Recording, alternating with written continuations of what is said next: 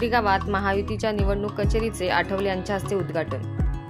मावळ लोकसभा मतदारसंघातील शिवसेना, भाजप, राष्ट्रवादी, मनसे, आरपीआय, रासप मित्रपक्ष महायुतीचे उमेदवार खासदार श्रीरंग बारणे यांच्या पिंपरी गावातील निवडणूक कचेरीचे उद्घाटन रिपब्लिकन पक्षाचे राष्ट्रीय अध्यक्ष व केंद्रीय मंत्री रामदास आठवले यांच्या हस्ते करण्यात आले।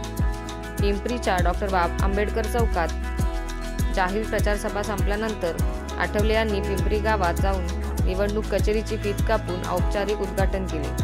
माजी नगरसेवक संदीप आगेरे यांच्या पुढाकाराने हे कार्यालय सुरू करण्यात आले आहे। यावेळी निवडणूक कचेरीच्या बाहेर पिंपरी गावातील रहिवाशांनी मोठी गर्दी केली होती।